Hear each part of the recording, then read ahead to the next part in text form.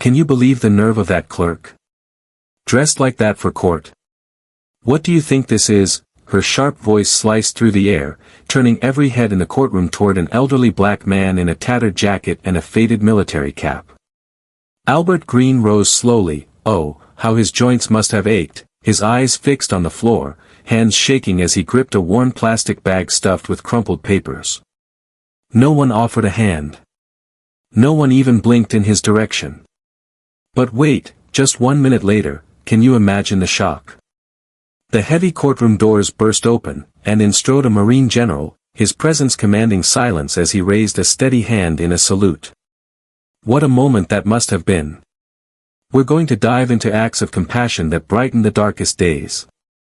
So, what really happened?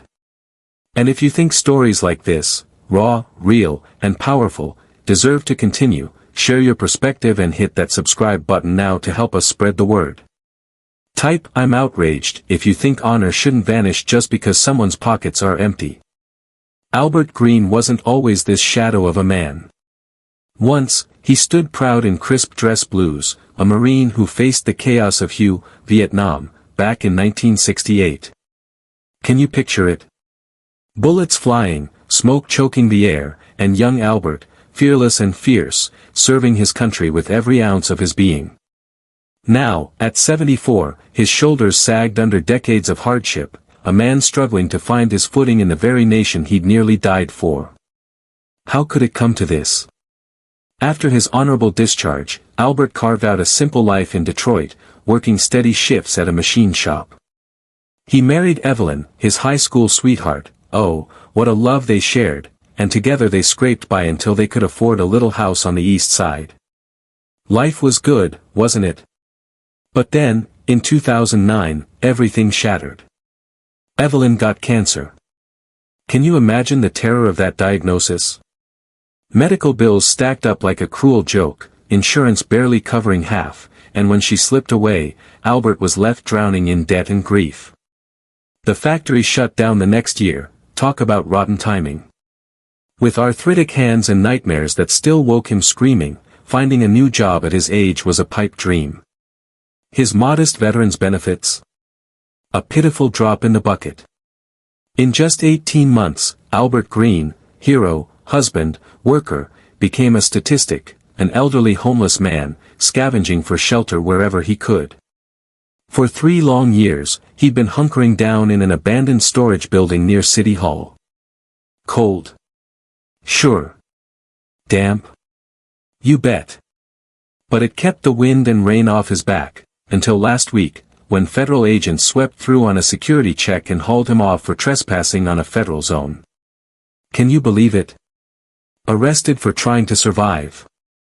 There he sat in courtroom 7, dressed in the only clothes he owned, a frayed jacket with holes at the elbows, pants patched so many times they barely held together, and that faded Marine Corps cap he'd clung to through thick and thin.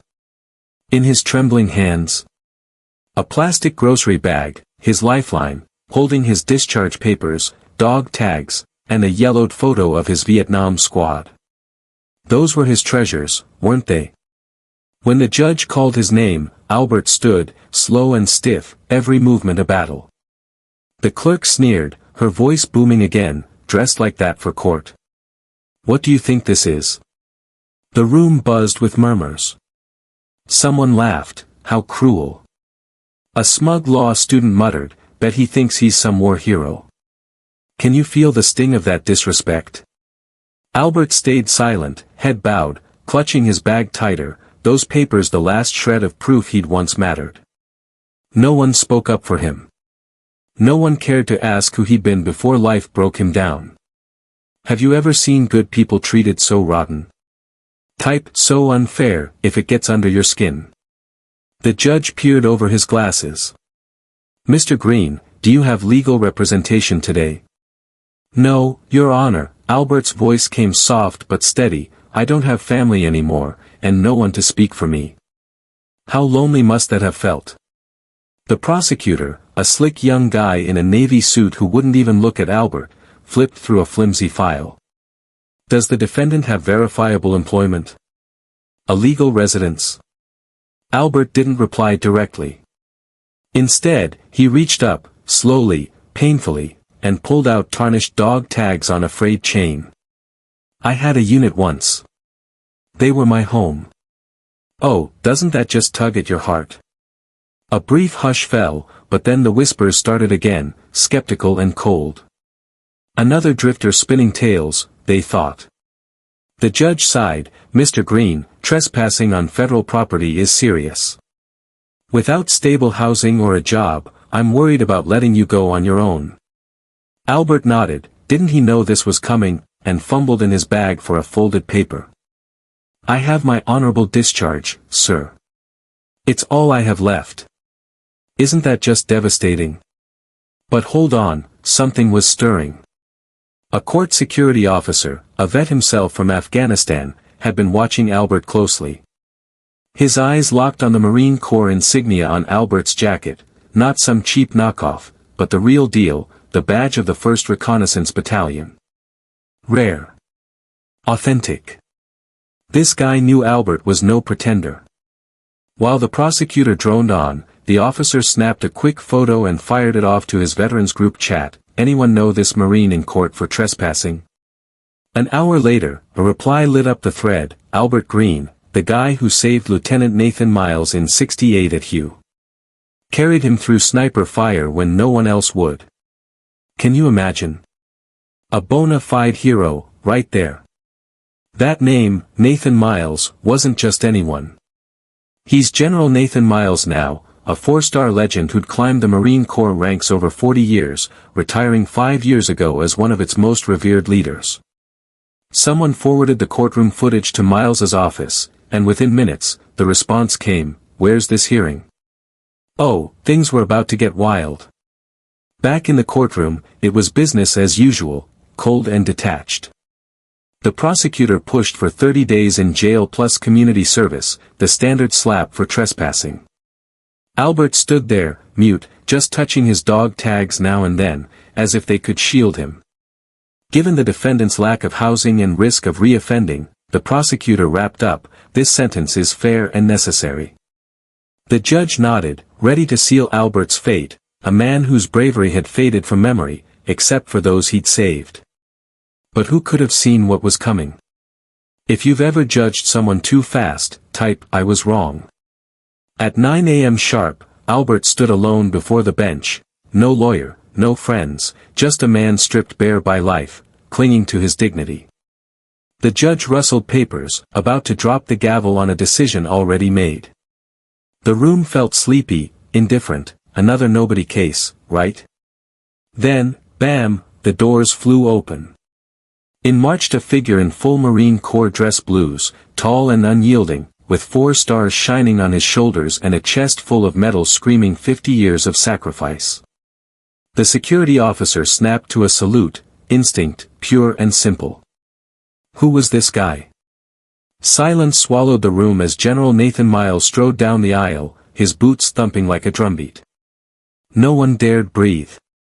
He stopped near Albert, and for a heartbeat, these two men, one in glory, one in rags, locked eyes across a chasm of fate. Then, with crisp precision, Miles saluted, holding it firm, his gaze steady on Albert. "Can you feel the weight of that?" Albert blinked, confusion melting into recognition, tears welling up. He didn't salute back, just pressed a hand to his heart and nodded. "Oh, what a sight!"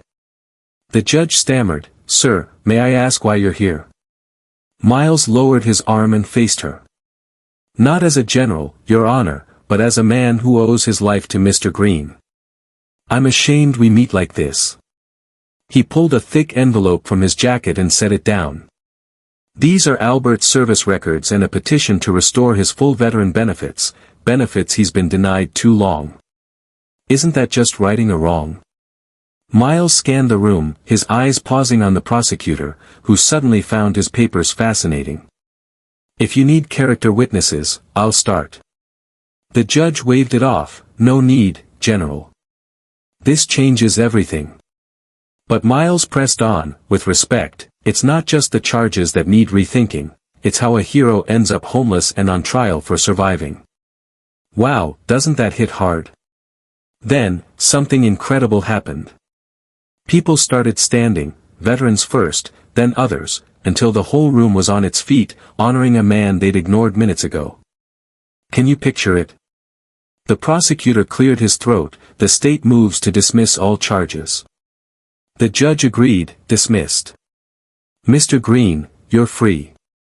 Albert whispered, thank you, Lieutenant. You didn't have to. Miles smiled, it's general now, Albert. And yes, I did. Oh, the loyalty.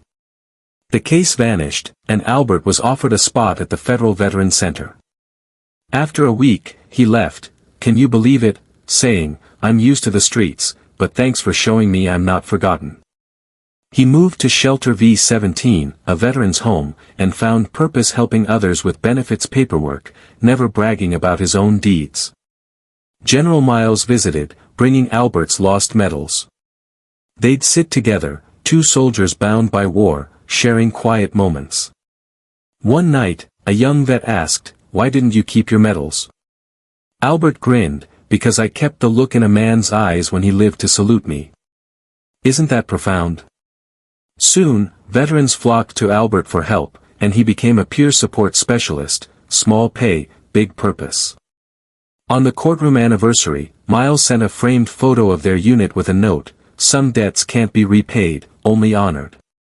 Albert kept it by his bed, next to Evelyn's Bible. The uniform comes off, he'd tell young vets, but the oath. That's forever. How true is that? Type, I will live with kindness, if you think every hero deserves remembrance. Albert's story shows us honor doesn't fade with a worn jacket. It's in the salute of a grateful friend, in the quiet strength of a man who gave all. Let's not forget the veterans we pass every day, their stories matter, don't they? Can you picture it? A courtroom buzzing with the hum of routine, suddenly stilled by a moment so powerful it could break your heart. There stood Albert Green, an elderly black man, his weathered hands clasped tightly, his tattered jacket a stark contrast to the polished wood around him. Did he ever imagine he'd end up here, on trial for simply seeking shelter? And then, oh, what a sight, General Nathan Miles strode in, his uniform crisp, his presence commanding. With the precision of a soldier who'd faced chaos and conquered it, he snapped to attention and rendered a formal salute, holding it steady, his eyes locked on Albert's. Can you feel the weight of that gesture? Albert looked up, his rugged face flickering with confusion. Wait, could this be real? Then softening into dawning recognition. His eyes glistened with unshed tears, a silent storm of emotion brewing beneath his stoic exterior. He didn't return the salute. No, he did something even more moving. He placed a trembling hand over his heart and nodded once, a gesture so simple yet screaming with profound acknowledgement. Doesn't that just tug at your soul? A woman in the gallery couldn't hold back, soft sobs escaped her, rippling through the stunned silence like a pebble in a still pond.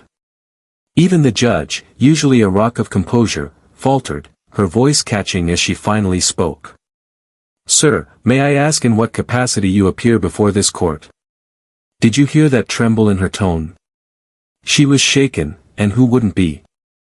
General Miles lowered his salute, his stance still radiating authority, but his voice, oh, it carried the weight of regret. I'm not here as a general, Your Honor, he said, each word deliberate, laced with a sorrow that stung. I'm here as a man whose life was saved by Mr. Green, and I'm ashamed, deeply ashamed, that our paths should cross again under these circumstances. He reached into his pristine uniform jacket, pulling out a thick envelope, and placed it on the defense table with a gentleness that belied his rank. These are Albert Green's complete service records and a petition to restore the full retirement benefits of a veteran who has been forgotten by the very system he served so bravely. Can you believe the injustice of it all?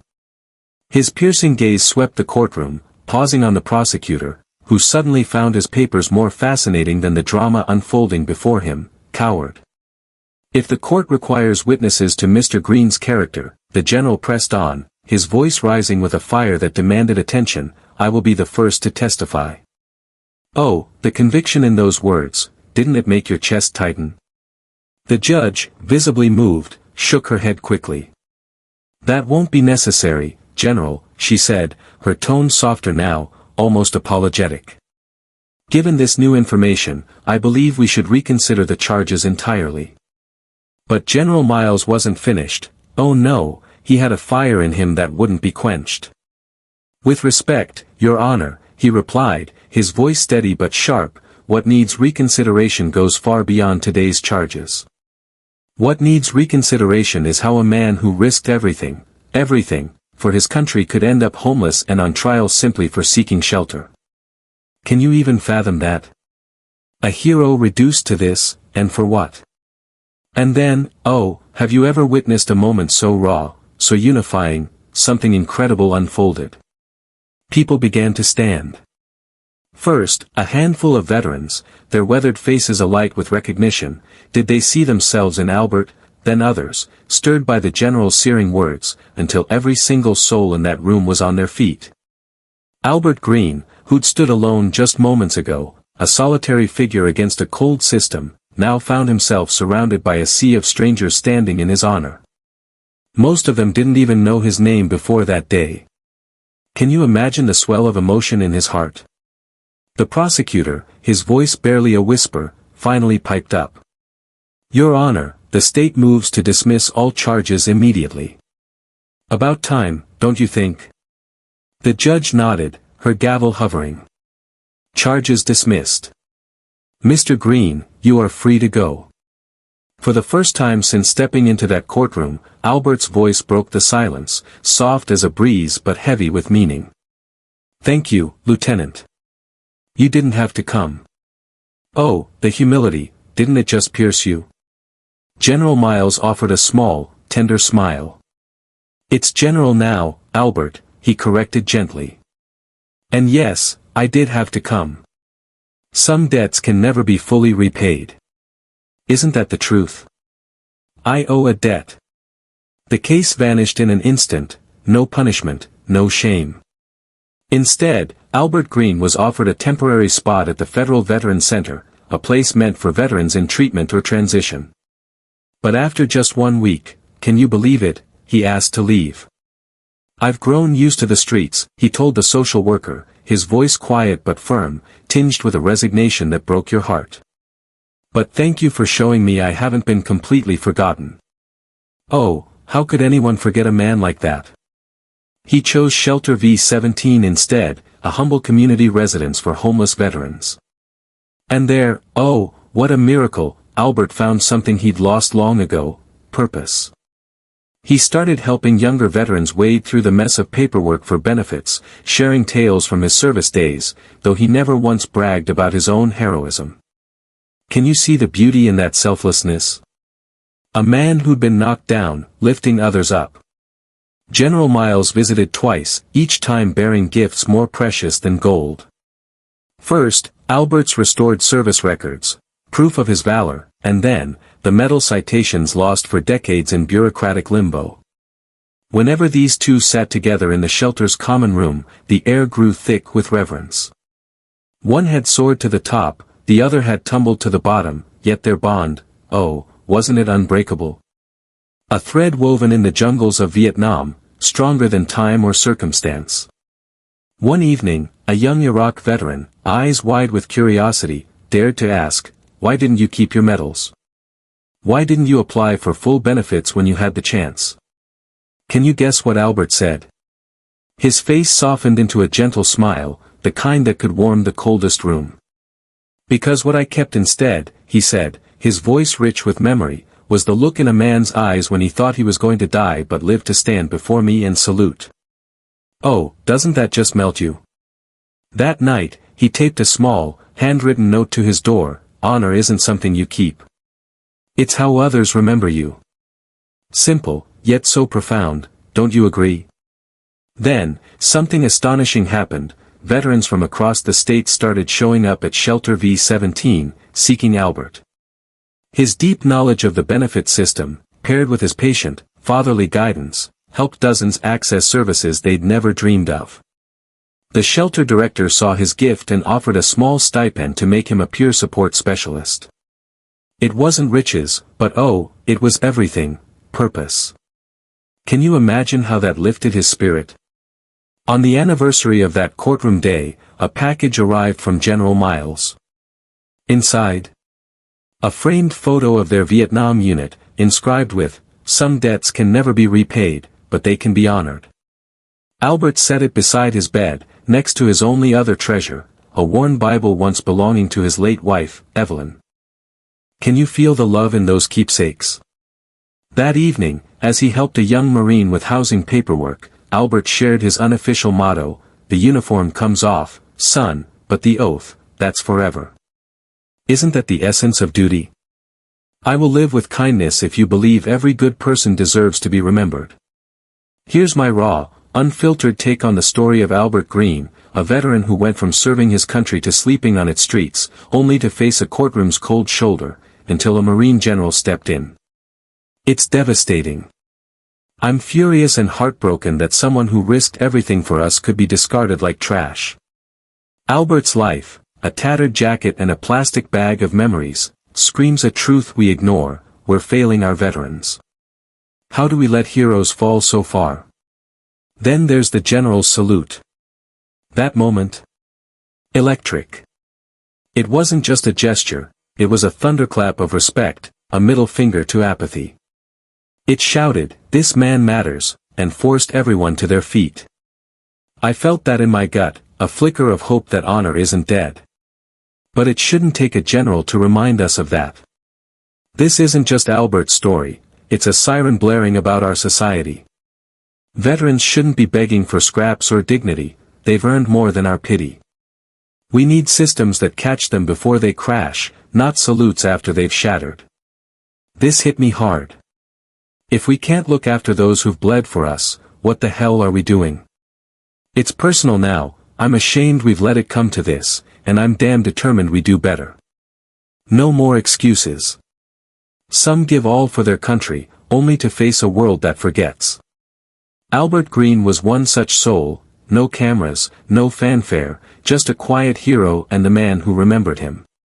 We don't need more generals, but oh, we need more hearts willing to salute those who deserve it most.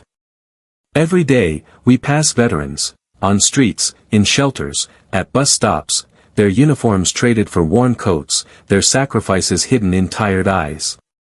But beneath that weariness lie stories of bravery and honor begging to be seen. Albert's tale screams that respect isn't about rank or wealth, it's about seeing someone's worth, especially when the world looks away. So, next time you spot someone on society's edge, don't turn aside. They might have walked battlefields so you could walk free today. Kindness is still here, like a porch light in the dark. Who are your unsung heroes? Share their names below, let their light shine. Subscribe and join us in advocating for justice, kindness, and the unsung heroes who light the way.